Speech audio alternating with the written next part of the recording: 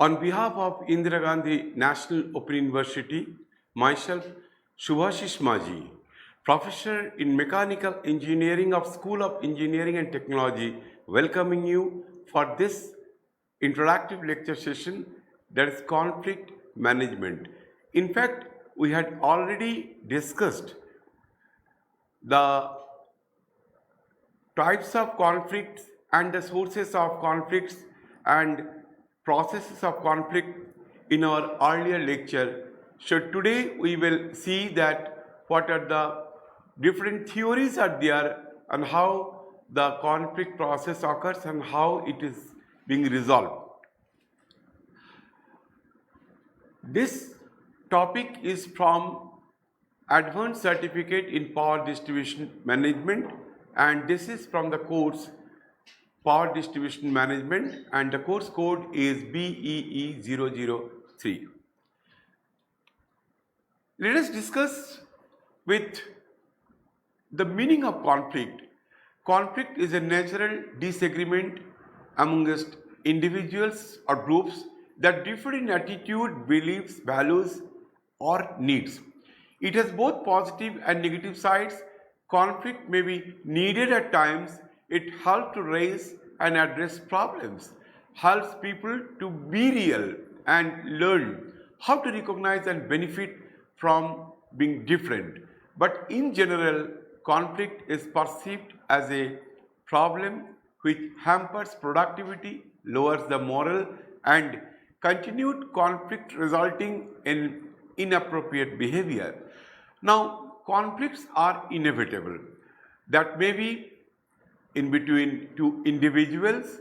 Conflicting situation may arise in between two groups or in between two departments in an organizations. And we had also discussed the reasons for having a conflicting situation. Maybe interpersonal behavior. If you think of a manufacturing process, different departments are involved for carrying out different activities. So if the resources are not available in that situation, conflicts may also arise. Conflicts may also arise due to lack of communications. Communications has to be flown in an organizations in order to avoid the conflicting situation.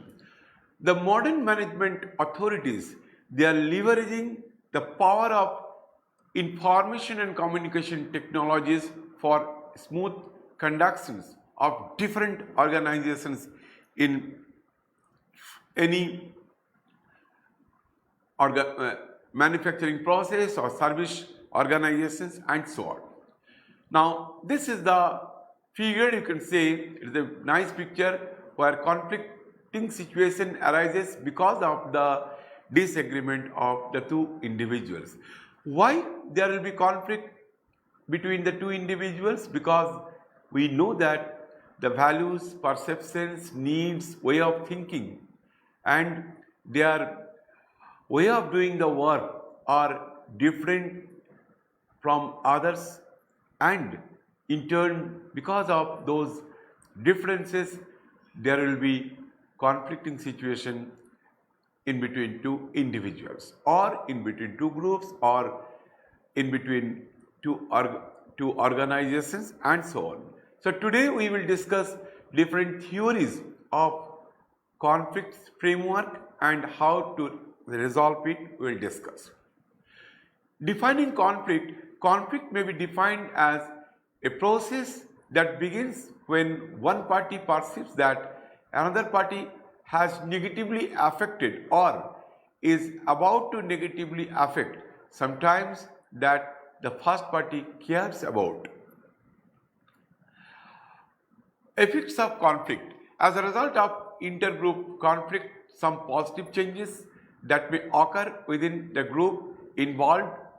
How it is possible for a conflict which results in positive changes in the organizations or in the group? Here let us take some example that Suppose in an organization they want to introduce a new product. For that they will invite different groups like production group or marketing, sales, finance, purchase department, inventory control department. So there will be a discussion how to restore a positive environment for launching that program. So different views may come from different departments and they may discuss, and some positive thinking will also come out due to the conflicting situations discussion, and the authorities will be able to utilize the positive things for the growth of the organizations as well as launching of a new product.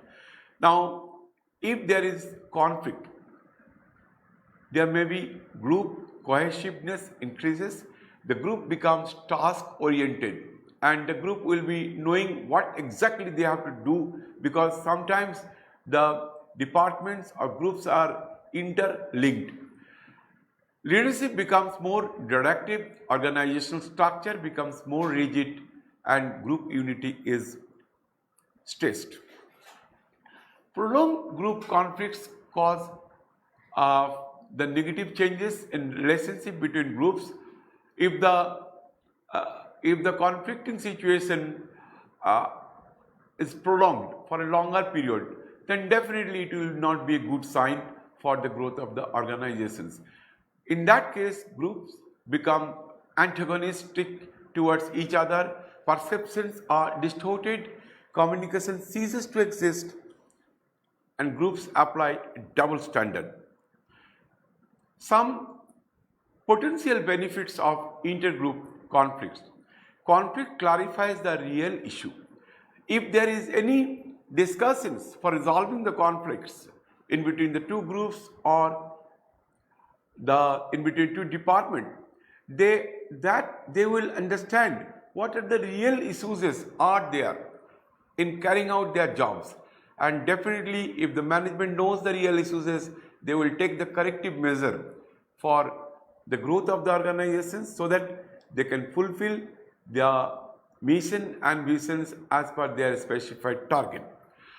Conflict increases innovation. Some new ideas may come out due to the discussions in a conflicting situation. Intergroup conflict solidifies the group. Conflict serves as a catharsis. Conflict resolution solidifies intergroup relationship. Now, this is a graph. In this graph, you will see the conflict and unit performances. As you all know that the modern management theory says that conflicting situation may not lead in dysfunctional conditions in an organization. It may be good for the growth of the organizations. You see the graph here, the horizontal axis is shown as the level of conflict, starting from low level of conflict, and after that it leads to the high level of conflict, and the vertical axis representing unit performance from low to high. Now you see that at point A, the level of conflict is very low and the unit performance is also very low. So in that case, we are in the dysfunctional type of conflict, and it is not good for the organizations. Now you see, if the level of conflict from the point A is increasing and towards moving in the rightward directions, the unit performance increases. But you see at point B, this is the optimal conflict where the organizations can have that amount of conflict so that it will give you the maximum unit performance, and this is known as a functional type of conflict. That means conflict is helpful for the growth of the organizations, because in this case the conflicting situation may lead to some innovative ideas or some scientific ideas, scientific management for the growth of the organizations. Now, if you move towards right from the point B, you will see that if you increase the level of conflict, the unit performance reduces, and at point C, that is the maximum conflict in the organizations where the unit performance is again zero. So this graph depicts that conflict is not always detrimental for the organizations. Sometimes the conflict is required to enhance the performance of the organizations. Now, consequences of conflict. Positive consequences leads to new ideas, stimulates creativity, motivates change, promotes organizational vitality, helps individuals and groups to establish identities, serve as a safety valve to indicate problem behaviors. Some negative consequences are diverts energy from work. If the people are busy in conflicts, then definitely they will not be able to concentrate their own work. So they are diverting the energy from the work, and most of the energies are utilized for an argument in the conflicting situation. Threatens psychological well-being, waste of resources, because if the employees are busy in conflicts, or definitely they will not be able to concentrate their work, obviously productivity will decrease. Creates a negative climate. In fact, conflicting situation always creates a negative climate. They will hamper the peaceful situation in an organization, breaks down group cohesion, because if there is conflicts among the members in a group, definitely it will break down the group cohesion, increases hostility and aggression. See, this diagram clearly explains about the conflict process. Now, the conflict process, how it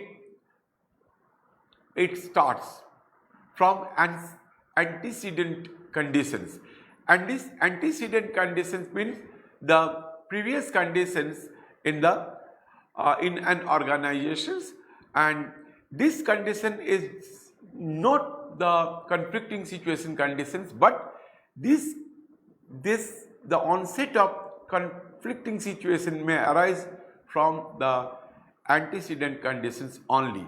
That is known as the stage 1, that is potential antagonism. And as you all know that there are reasons for having conflicting situations, like if there is a lack of resources, there is a lack of communications, if there is lack of leadership quality, definitely that are the reasons for arising conflicting situation.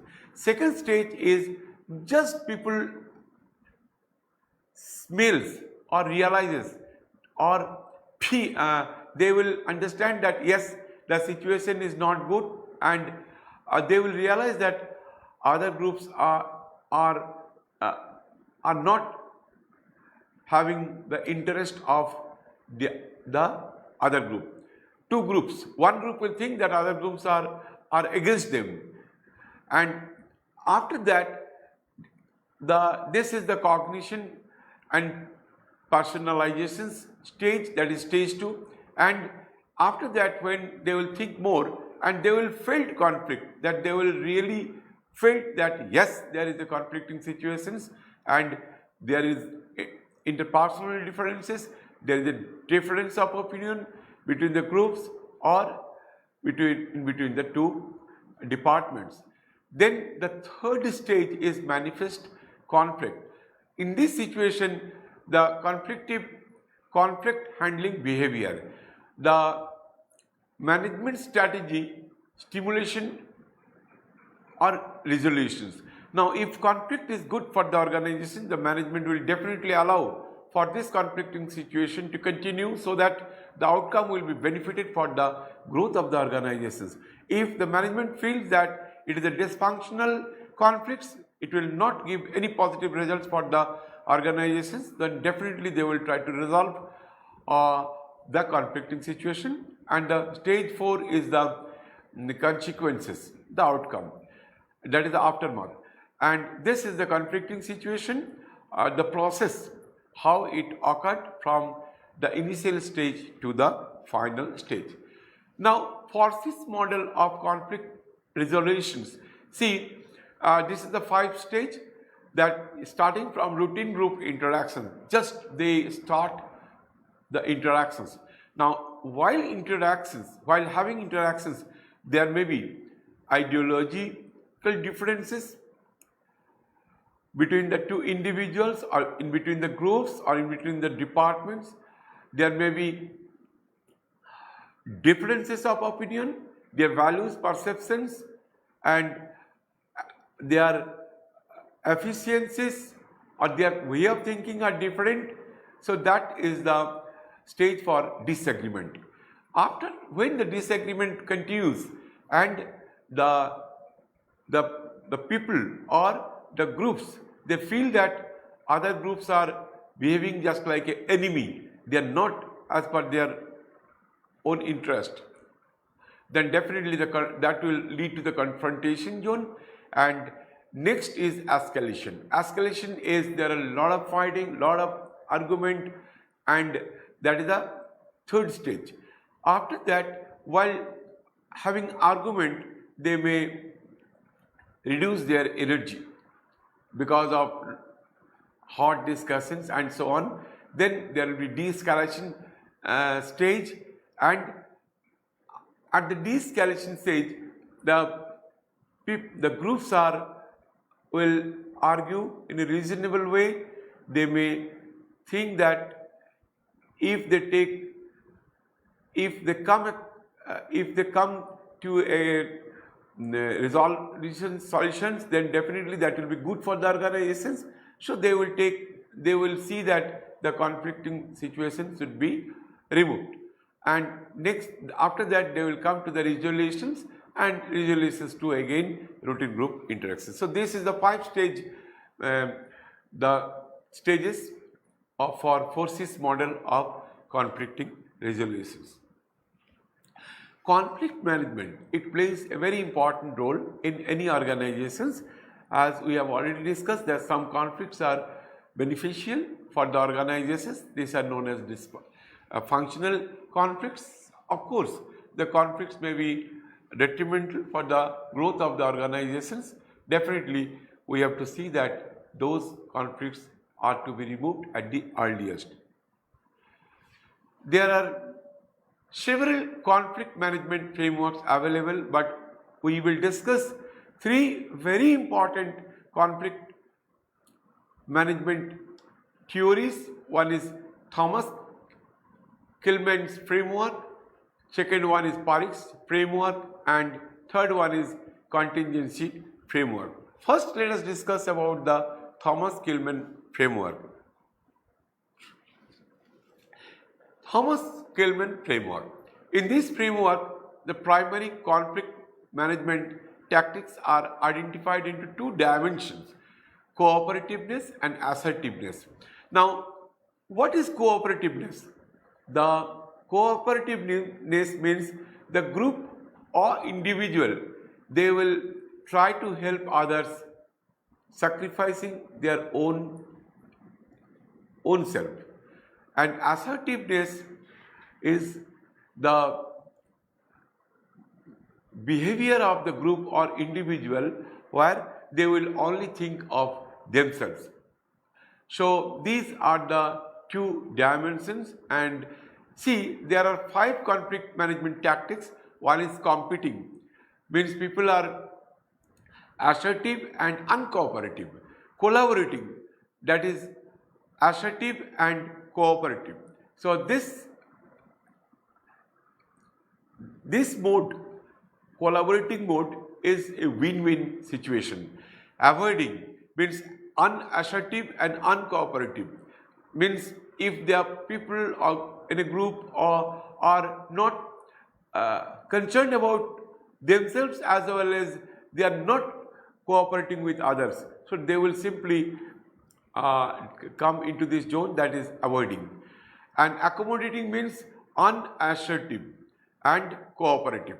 So people are not thinking about themselves, but they will help others.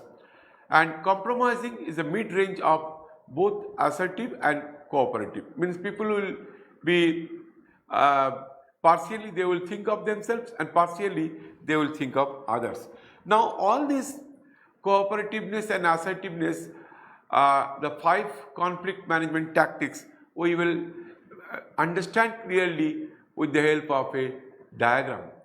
Now in this case, there is a dimensions of conflict management, this Thomas framework. So you see that horizontal axis representing cooperativeness. Cooperativeness means people will be thinking of cooperating others, sacrificing their own self, and the vertical axis represents the assertiveness. That means the groups will be more thinking about their own self. So the avoiding this point here depicts that there is less cooperativeness and less assertiveness, because here cooperativeness starts from low and increases up to high. Same thing for assertiveness, starts from low and ends to high. So the avoiding zone, here you see that this point is less cooperativeness and less assertiveness, and this is known as the avoiding. Now accommodating, that means people are more cooperative but less thinking of themselves, and they are more cooperative and less assertive. So that is the next point of, that is accommodating zone. And competing, that people are more thinking about themselves but less cooperative. So that is the compete, and this is the nature who are self-centered but not thinking of others.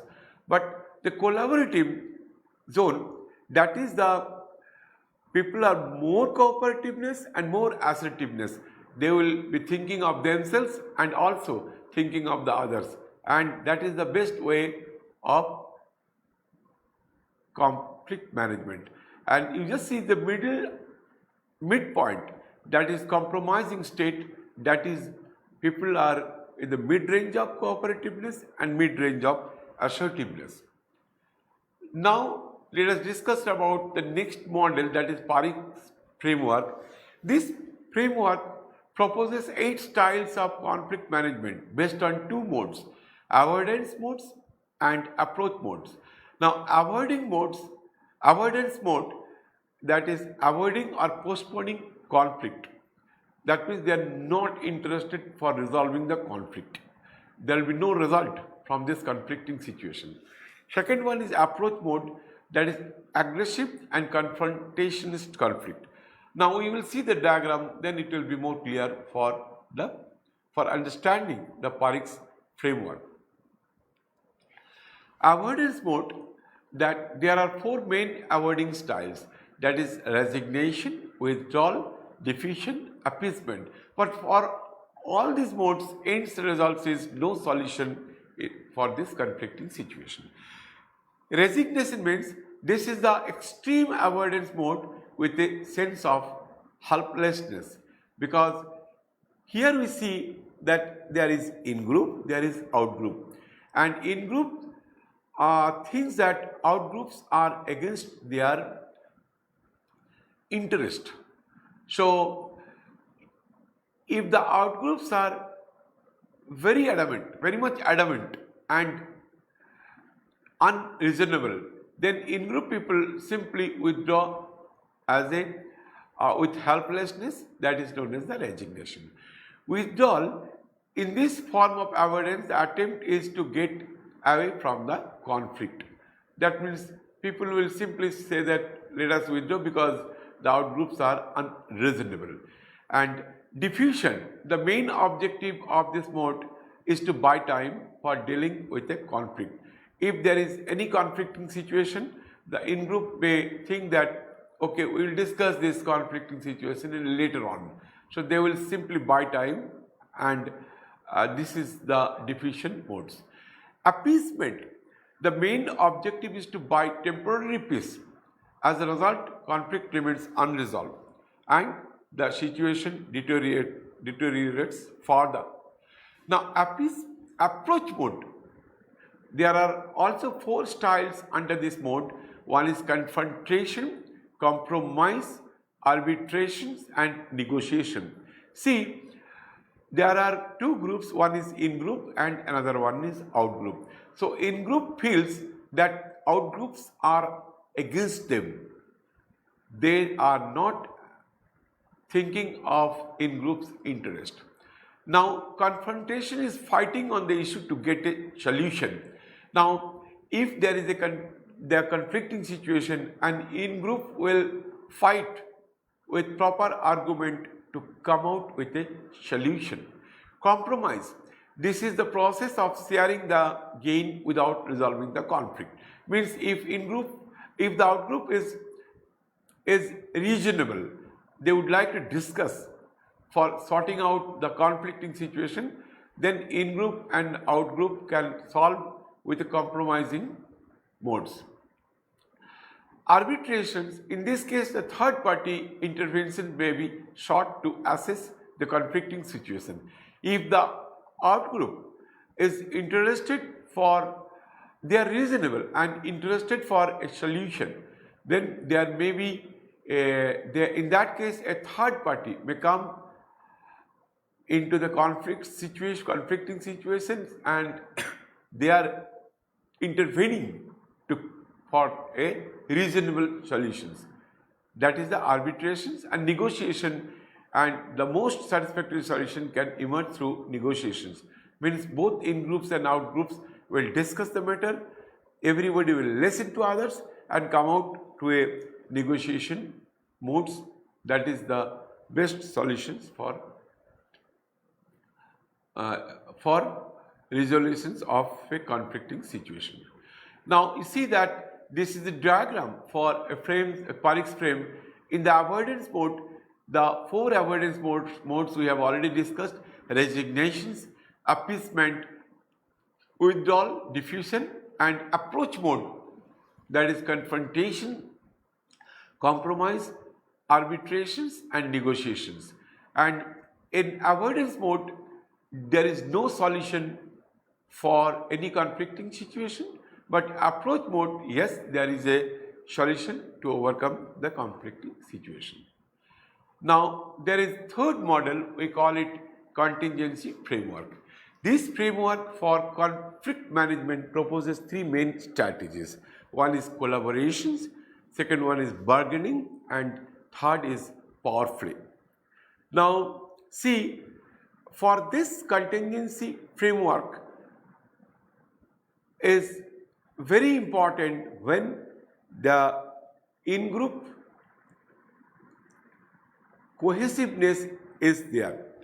Now collaboration, obviously it is the best suited when relationship between parties is of interdependent nature and cost of unresolved conflict is very high, and organization supports the open expressions of disagreement. We have already discussed that sometimes the management also encourages for a conflicting situation, because if there is any conflicting situation, there will be a lot of discussions for different issues and some innovative ideas. Some good strategic technique may evolve out of that, and that is the come out with a proper discussions. And of course the collaboration is the best suited when the relationship between the parties is of an interdependent nature and cost of unresolved conflict is very high. Bargaining works fine when parties are interested in showing adjustment, but while discussing in a bargaining situations, people are more interested about their own issues which they are raising for solving this through bargaining mode. and the conflicting situation actually continues in the bargaining, while bargaining. But power play is used to deal with conflict through striking balance between competing force, and this strategy works well with people who are well versed in using power tactics. See, contingency mode can be explained with the help of a diagram. So please look at this diagram. So here the in-group integrations, because if the group is cohesive, then definitely it will be helpful for resolving any conflicting situation. But if group is broken or there is not cohesive, there is less cohesiveness inside a group, and definitely that group will not be able to solve any conflicting situations. So group members have to be very well knit. You know that while playing in a cricket match, if the individual players they perform well, even though they may not win the match, but if the group is cohesive and there is in-group integrations is very high, then definitely, even though the performance of different players are moderate, but the team is winning. And here the x-axis is representing in-group integrations, and in the x-axis it is starting from low and increasing to a high in group integrations. In the vertical axis as representing criticality of conflict issues, here also starting from low to high. Now you see that the in-group integrations plays a very vital role.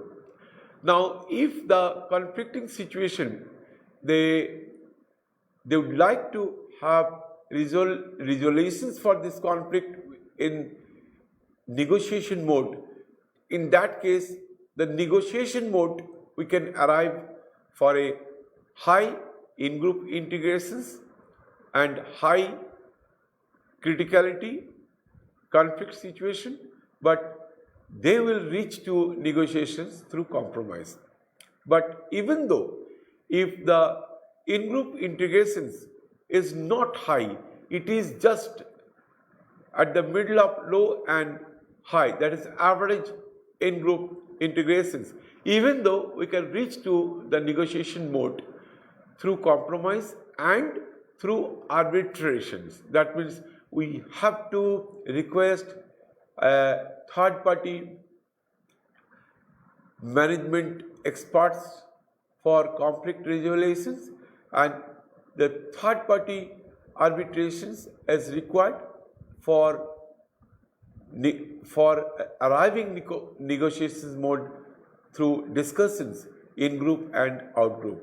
But you see that when the in group integrations is very low and the criticality of conflict issues is also very low, that will lead to resignations or appeasement or fight. So this is the contingency framework, and we discussed contingency, a model of conflict management. Now conflict prevention,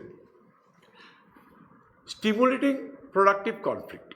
See, sometimes the conflict is good for the growth of the organization, so we have to stimulate. Most of us since childhood have been taught to avoid conflict and even disagreement. When we, in our childhood, we remember that when we used to go to school, our parents used to say that don't fight with each other, don't make any argument with your teachers, with your friends. Those are very bad.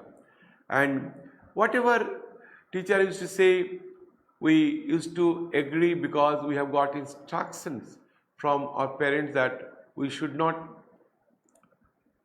fight, we should not argue, there should not be any conflicting situations due to our behavior, so we have to deal with that.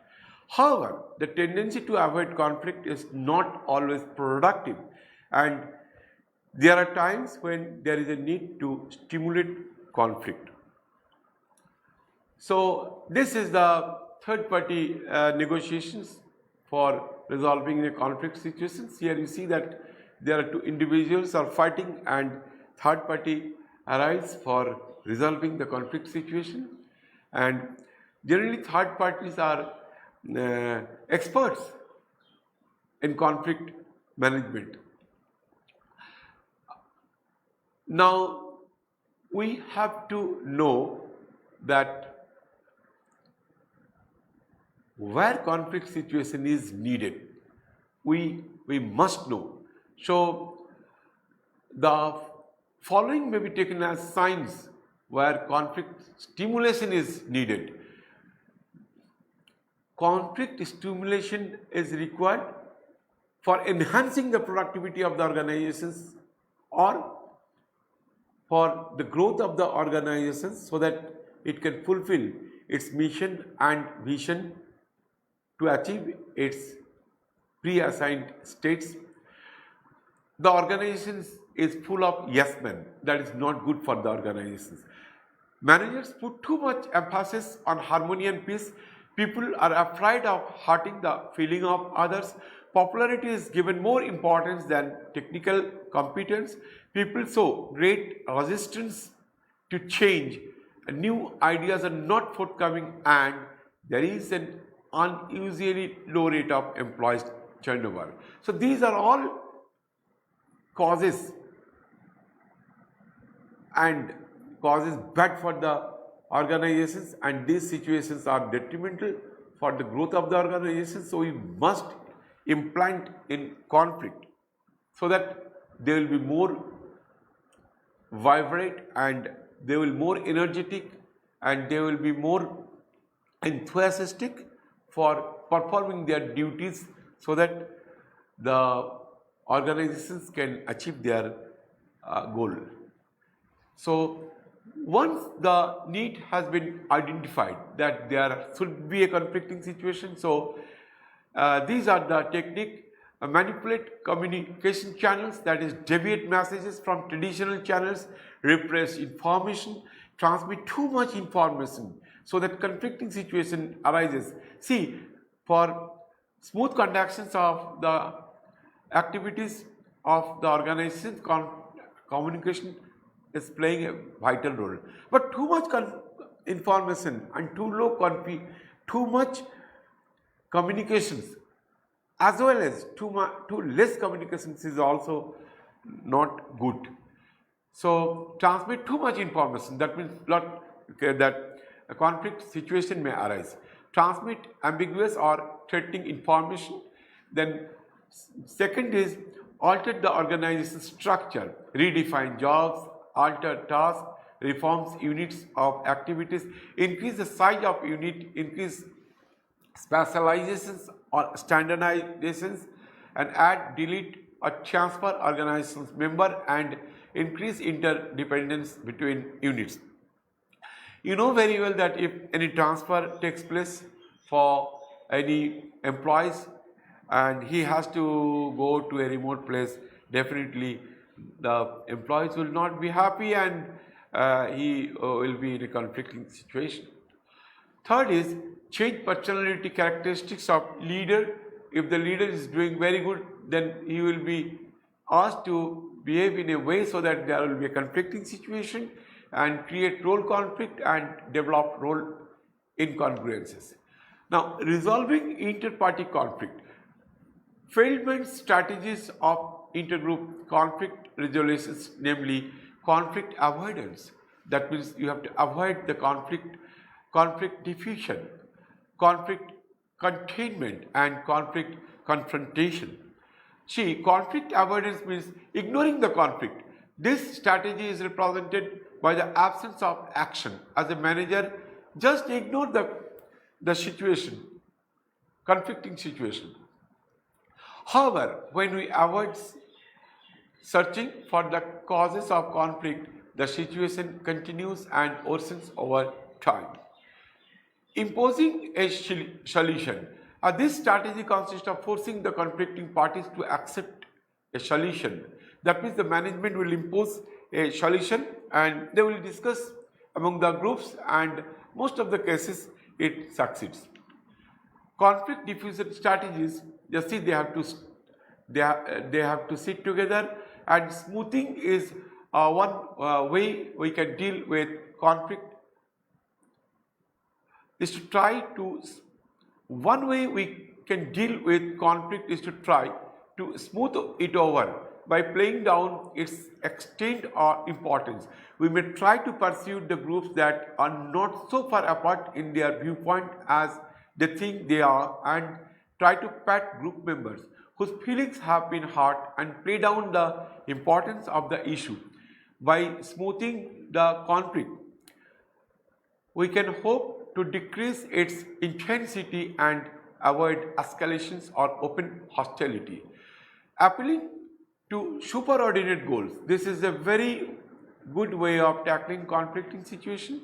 We can diffuse conflicts by focusing attention on the higher goals that the groups share or the long range aims that they have in common.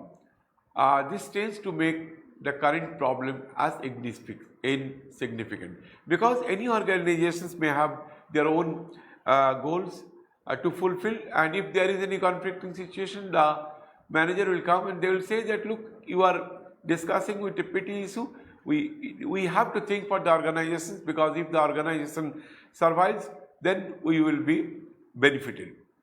Conflict containment strategies, so using representatives. So sometimes what happens that if there is a conflict situation in between among the several groups, then it is not possible to call all the members in the group, and definitely if we discuss, that will be chaotic situation. In that case, we have to invite the group representatives, and the management will only discuss the representatives of different groups to sort out the issue. This is a good way of technique for resolving the conflicting issues. Structuring the interactions. Some managers assume that one way to decrease conflict is to increase the amount of contact between the groups. So they will feel that there will be more contact, but sometimes what happens, if they allow for more contact, then they will enhance the conflicting situation. The bargaining. Bargaining is the process of exchanging concessions until a compromise solution is reached. Bargaining can lead to the resolutions of a conflict, but usually without much openness on the part of the group involved and without much real problem solving. Typically in bargaining, each side begins by demanding more than it really expects to get. Both sides realizes that concessions will be necessary in order to reach a solution, but neither side wants to make the first move because it may be perceived as a sign of weakness. So in bargaining situation, both the groups will bargain for a higher ups. It is just like a selling of a short piece by a cloth seller. So if you go to any cloth market and if you ask that I want to purchase that particular shirt, they will say that it is 800 rupees. Then you will say that no, I will pay only 600 rupees. Then the cloth merchant will say, okay, please keep us, please pay. We must pay the respects for both of us. So we are charging for 800 rupees, but you are 600 rupees. You are telling that you will give only 600 rupees. So let us come down to a middle path. So please give 700 rupees, and that is below that I cannot sell. Then the customers will also be happy because he has reduced 100 rupees. But the seller is very intelligent because he wanted to sell this particular shirt at a price of 700 rupees. That's why he initially tells the customer that its cost is 800 rupees, because he knows that there has to be a bargaining, and ultimately the price will come down from 800 to 700 rupees. So that is the way of bargaining process. Now confrontation strategy is the problem solving. So this is the best way of solving a conflict situation.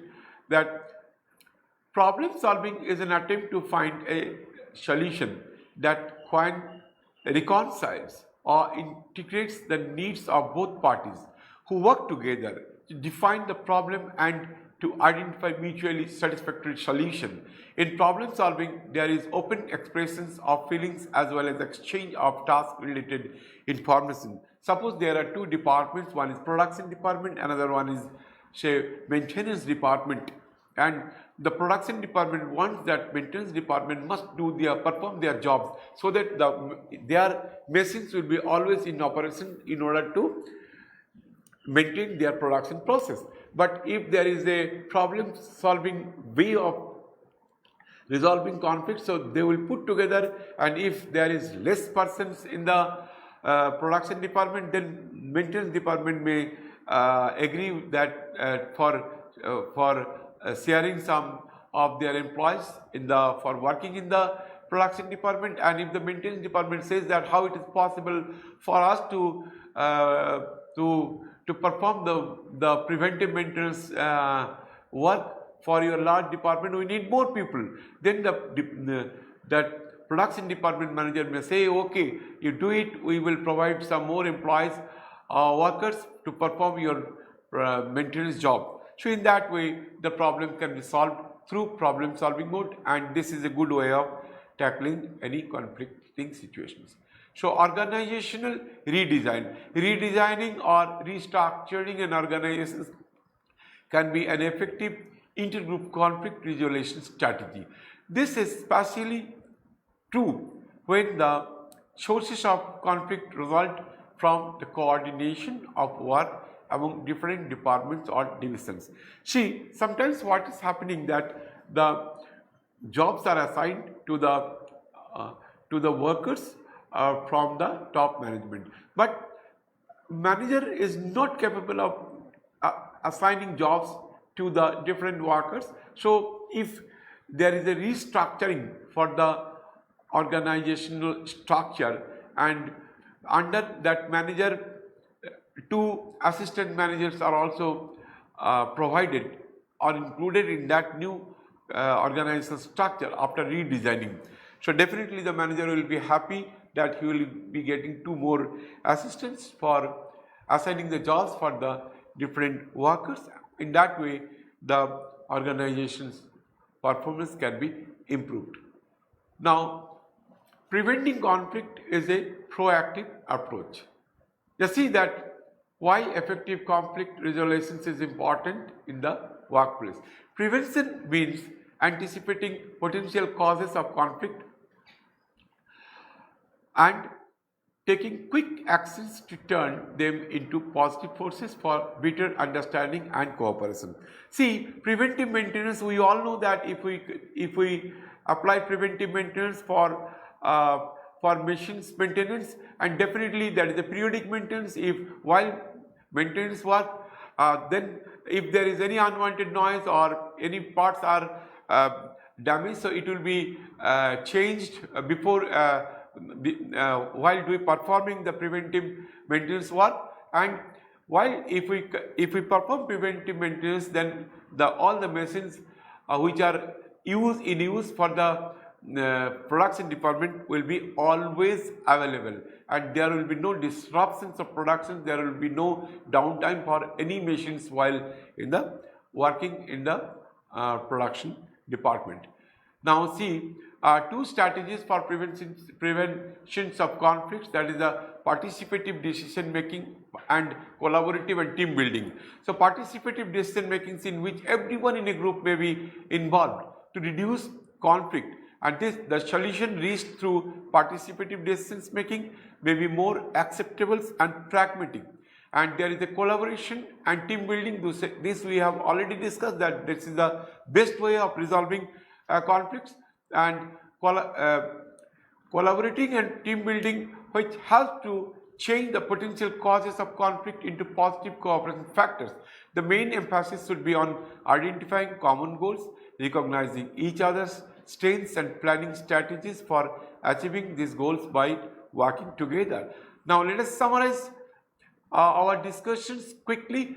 We discussed about the conflicts, we discussed about the effects of conflicts, conflict processes and conflict management. We discussed 3 conflicts management, starting with Thomas Kilmann framework, Parik's framework and continuous frameworks, and lastly we discussed conflicts management, conflicts prevention. So here we complete our discussions on conflict management, and this is the part 2 because we have already discussed part 1 in our earlier classes.